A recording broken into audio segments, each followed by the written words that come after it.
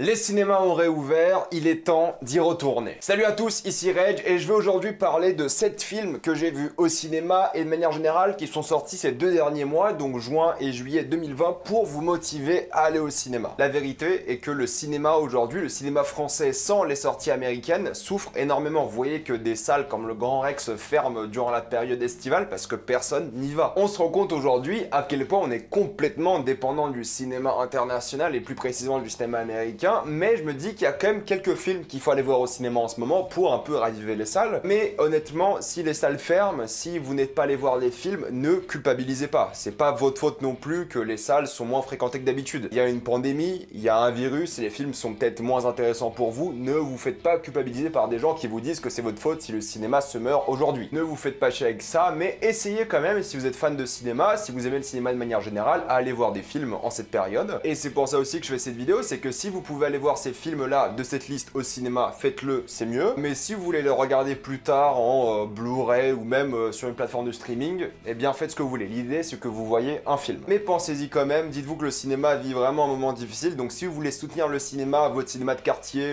même les grosses chaînes, peu importe, les films de manière générale, allez au cinéma. Mais si vous avez la flemme, vous n'avez pas envie de voir certains films, honnêtement, ne vous prenez pas la tête, mais je suis là pour vous conseiller certains films que j'ai vus au cinéma récemment. Évidemment, il n'y aura pas de spoiler dans cette vidéo, l'idée est de vous conseiller des films. Et comme d'habitude, je vous donnerai mon préféré de la liste à la fin de la vidéo. Et le premier film que j'ai envie de vous conseiller aujourd'hui est le dernier film de François Ozon qui s'appelle Été 85. Été 85 est l'histoire de deux jeunes qui vont commencer à s'entremêler d'amitié jusqu'à tomber amoureux durant leurs vacances d'été à la plage. On va suivre leur histoire amoureuse et aussi ce qui va commencer à la briser au fur et à mesure. J'aime beaucoup ce film parce que déjà on peut le comparer évidemment à Call Me By Your Name parce que bon, c'est deux personnes qui vont tomber amoureuses durant un été, il y aura cette insouciance de la jeunesse, cette liberté, cette chaleur qui va transpirer durant tout le film, on le comprend très bien, mais là, c'est évidemment similaire, mais c'est un peu différent sur la deuxième moitié du film, parce que la première moitié est très Call Me By Your Name, cet amour charnel, vraiment qui fait du bien, que t'aimes et t'as un sourire durant toute cette partie du film. Il y a quelque chose qui a lieu durant la deuxième partie du film, qui change complètement le film, qui le rend un peu différent, qui va parler plus de tragédie, de chagrin et de quelque chose de bien plus différent. Mais il y a d'un côté l'amour de l'été, cet amour estival qu'on aime voir au cinéma, que moi j'adore voir en été parce que ça te fait penser aux meilleurs moments de ta vie. Et de l'autre côté, quelque chose de plus tragique, de plus dramatique, qui est beaucoup plus touchant. Donc c'est un bon mélange je trouve, même si des fois les dialogues sont un peu trop, on va dire, littéraires, j'ai un peu de mal avec ça, les acteurs ils sont un peu trop théâtrales alors que d'autres pas du tout. C'est un film qui est bien filmé, c'est Ozon, hein. Je trouve que c'est un excellent metteur en scène, surtout actuellement c'est l'un des meilleurs français je trouve. Il est peut-être classique mais il a vraiment fait respirer l'amour de l'été, l'amour entre ces deux personnages-là, et vraiment c'est une bonne recommandation, surtout avec la chaleur qui arrive là. Mettez-vous dans les salles de ciné, c'est normalement avec l'air climatisé, et faites-vous plaisir devant ce film, et vivez un moment intime un peu plus doux. C'est pas un film que je trouve incroyable, mais c'est vraiment un film très divertissant, peut-être pas le plus mémorable, mais vous allez passer un bon moment devant. On part dans un délire complètement différent, avec le deuxième film de la liste, c'est L'ombre de Staline. L'ombre de Staline est l'histoire d'un journaliste britannique qui va finir à Moscou pour enquêter sur la richesse de Staline et la richesse de la Russie à ce moment même. L'Union soviétique gagne beaucoup trop d'argent et on se demande pourquoi et comment, et ce journaliste va enquêter. Alors, délire complètement différent évidemment, c'est un film qui va parler du génocide ukrainien. C'est un génocide dont on parle très peu, c'est le fameux Holodomor. Alors si vous allez un peu en Ukraine, il y a des statues de ça un peu partout. Dans toutes les villes où je suis allé, il y a vraiment... c'est quelque chose dont les Ukrainiens se rappellent. C'est une famine qui a tué plusieurs millions d'Ukrainiens, on sait pas trop combien, c'est entre 3 et 12 millions d'habitude, mais on va dire 3 millions minimum. Le film qui raconte la découverte de ce génocide, c'est pas vraiment un spoil parce que bon, c'est le synopsis du film, hein, faut le savoir. Il n'y a pas grand chose à spoiler concernant ce film, mais c'est un film qui est très classique niveau mise en scène, mais c'est un film éducatif. Alors j'ai lu qu'il y avait quand même quelques libertés sur la vie du journaliste et des choses comme ça, mais c'est pas ça qui est important. L'important, c'est le message du génocide, c'est d'en parler. Parce que je pense que si vous allez voir plein de gens dans la rue et vous leur dites génocide ukrainien des années 30, bah ils vont un peu vous faire une gueule bizarre, ils savent pas de quoi vous parlez. Et c'est un film qui est important pour ça aussi. C'est un film en plus qui est financé par le Royaume-Uni, par la Pologne et par l'Ukraine. C'est un film qui est vraiment bien joué, il y a vraiment des scènes choquantes et dures à regarder, c'est quand même un film qui parle de génocide. C'est géopolitiquement intéressant, si vous aimez bien cette époque. Il y a quelques libertés historiques évidemment, mais je trouve que c'est un bon film éducatif dans le sens où peut-être vous n'allez pas apprendre des faits bien précis, mais vous allez saisir l'idée, vous allez saisir vraiment ce que le film essaie de traduire à l'écran, et c'est un film qui a été donc financé par l'Union Européenne et par l'Institut de Cracovie d'ailleurs, du cinéma. C'est intéressant que ce film de 3 pays différents sorte maintenant, surtout qu'en Pologne, moi je voulais aller le voir parce qu'il est sorti évidemment en Pologne en premier parce que c'est un film polonais, mais au fait, vu qu'il parle d'autres langues dans le film, il y avait que des sous-titres en anglais, je pouvais pas aller le voir parce qu'il parle ukrainien, il parle polonais, il parle russe, enfin il parle plein de langues différentes. C'est un film pédagogique avant tout, même s'il faut prendre avec certaines pincettes, l'idée générale est là. C'est bien filmé, les acteurs sont vraiment bons, ils se sont vraiment donnés à fond dans le rôle, et vraiment je trouve qu'il y a des scènes touchantes et fortes en émotion qui marchent très très bien, et c'est l'un de mes coups de cœur un peu de cette année-là, parce que de toute façon il n'y a pas grand chose qui est sorti cette année, mais c'est catégorique que je vous recommande, juste pour ceux qui ne connaissent pas l'histoire, et même si vous connaissez l'histoire, voir ça à l'écran avec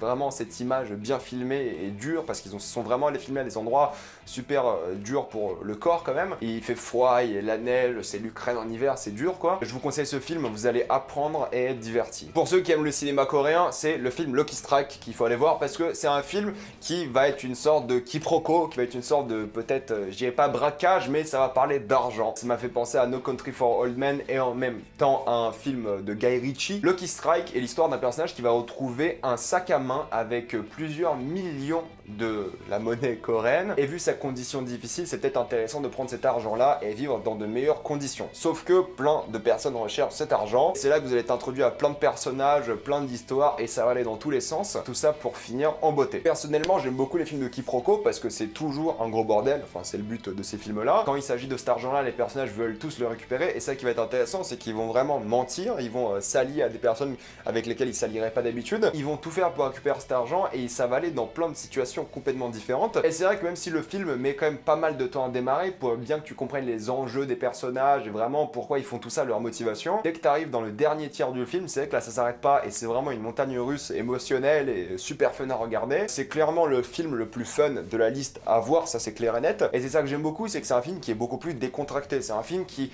a une bonne mise en scène, qui a vraiment de très très bonnes idées. J'adore un plan de fin par rapport aux chapitres, il y a des chapitres qui vont apparaître, et quand tu comprends ce que symbolise vraiment l'image des chapitres, c'est magique. Il y a plein d'idées, tu vois que les acteurs ils sont vraiment à fond, et ça parle vraiment de ce que les gens sont capables de faire pour une somme d'argent comme ça. On a vu suffisamment de films de notre vie pour nous dire que si on voit une mallette pleine d'argent, on n'y touche pas, parce qu'il y a beaucoup de personnes qui vont la chercher aussi. C'est ça que j'aime à propos du film, c'est que les personnages sont en couleur, le film est vraiment fun, ça va dans tous les sens, et ça part très très loin à certains moments. Il y a une morale assez intéressante aussi que j'aime, et une sorte d'ironie quand même. Donc c'est un film, peut-être pas le meilleur de l'année non plus, hein, mais vous allez vraiment être diverti, et quand vous le finissez, vraiment tout a son sens, et c'est très divertissant. Autre film à voir, c'est la comédie de documentaire Tout simplement noir. Tout simplement noir est l'histoire d'un personnage de couleur noire qui va vouloir organiser une sorte de manifestation uniquement noire à Place de la République afin de parler de l'oppression des noirs en France et montrer à quel point ils sont importants pour la société française. Je caricature un peu le scénario, mais on va donc suivre ce personnage-là, qui est donc pas vraiment un personnage en soi parce que c'est le vrai acteur qui joue son propre rôle, mais ça reste de la fiction parce que c'est un documentaire, donc un faux documentaire, et c'est ça qui est drôle à voir, c'est que du coup il va jouer son propre rôle, il va se donner une sorte d'image, il y aura une sorte d'idée politique, enfin peut-être pas politique, mais idéologique qui va sortir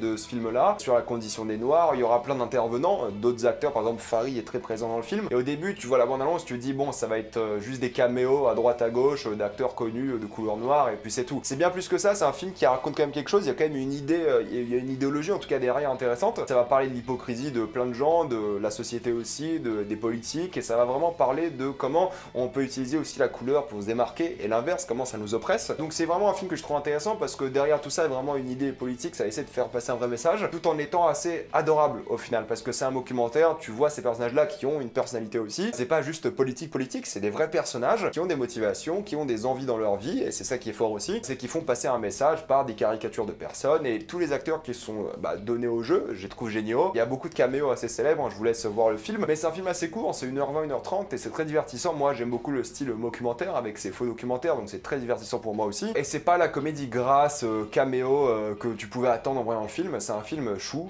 bien fait, et que au final, je trouve que tu kiffes. Donc le metteur en scène a de l'avenir, hein, pour le coup, je trouve qu'en plus tous les comédiens étaient top, lui y compris, et j'ai hâte de voir ses futurs projets. Donc c'était bien, et je vous conseille aussi ce film. Il me semble d'ailleurs que c'est le film le plus populaire en ce moment, mais il faut aller le voir. Il faut maintenant revenir à un film américain, quand même, on va pas avoir une liste de films à voir sans un film américain, c'est une honte. Après les gens sur Twitter ils vont rager. Blague à part, le film américain que j'ai vu c'est The King of Staten Island, que j'ai vraiment beaucoup apprécié aussi. The King of Staten Island est l'histoire d'un jeune américain qui a 24 ans, qui habite encore chez sa mère, qui après la mort de son père à l'âge de ses 7 ans, enfant, va vraiment tomber dans une sorte de dépression, va perdre un peu le goût de la vie et va essayer de se retrouver un peu dans ce monde. Donc c'est une sorte de rite initiatique et c'est là que sa mère va commencer à sortir avec quelqu'un d'autre, première personne avec laquelle elle est sortie depuis des années, et le nouveau copain de sa mère et ce personnage-là vont essayer de devenir amis. C'est un film de Joe D'Apato, c'est clair et net, on le ressent à droite à gauche, c'est un feel-good movie mais complètement. C'est le genre de film, tu sors, t'es vraiment heureux, t'as le sourire aux lèvres, c'est vraiment assez incroyable. C'est un film qui va vraiment raconter l'histoire de personnage qui est perdu, et la manière dont il va essayer de se retrouver est assez intéressante par rapport aux différents parallèles. Alors c'est pas le film le plus brillant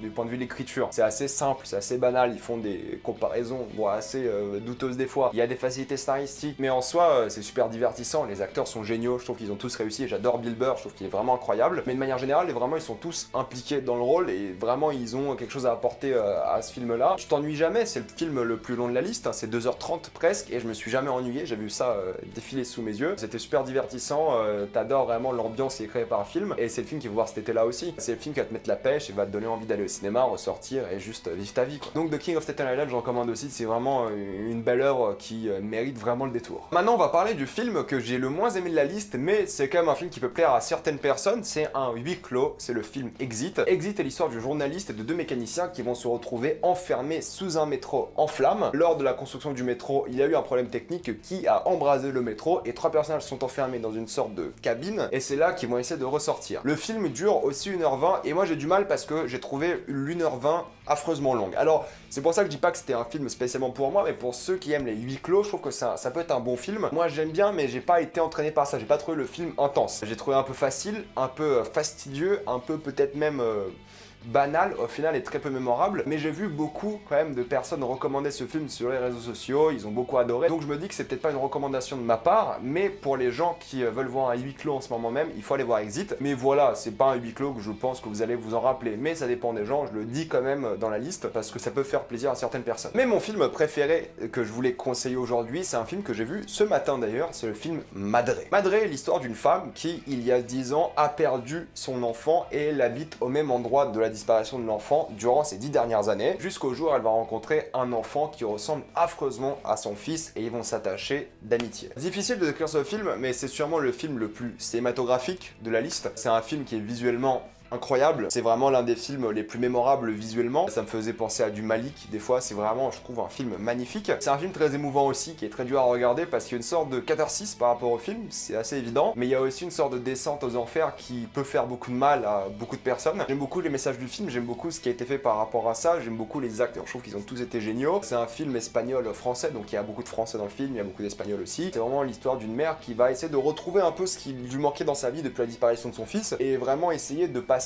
outre. Après 10 ans, il faut passer à autre chose, c'est ce que le film dit un peu, et c'est vraiment l'histoire de cette femme qui va essayer de passer à autre chose. J'ai pas envie de trop en dire parce que c'est un film que je trouve assez incroyable et c'est vraiment sûrement l'un des meilleurs films de cette année, je l'ai vraiment beaucoup aimé. Il est touchant, il y a vraiment une mise en scène impeccable, les figurants, les décors, visuellement, c'est un film incroyable. C'est vraiment le film à recommander cet été-là, c'est pas un film qui va vous faire pleurer non plus, je pense. C'est pas un film qui va vous détruire émotionnellement, loin de là, mais c'est un film qui est touchant quand même. Il y a de très très belles scènes, il y a quelque chose de pur par rapport à ce film, mais en même temps d'assez sale. C'est difficile à expliquer parce qu'il y a une sorte de pureté dans ce qui se passe dans le film, parce que c'est des paysages très beaux, mais les thématiques sont assez dures à aborder, mais en même temps elles sont nécessaires. Enfin bref, c'est un film qu'il faut aller voir, je vais pas vous en dire plus. C'est un film que j'ai beaucoup aimé, c'est l'un des coups de cœur de cette année-là, et il faut aller voir Madre, c'est une évidence. Je vais aller foncer sur les autres films du réalisateur, mais allez voir ce film. Voilà, c'est un peu tout ce que j'avais à dire sur les films là. Alors il y a plein d'autres films que je voulais aller voir, hein, comme La Nuit Venue ou Felicita, que j'ai pas vraiment eu le temps et il faut que je fasse plein de trucs, donc c'est compliqué pour moi. Mais si vous allez voir d'autres films qui ont l'air cool, comme Lens of Murder aussi,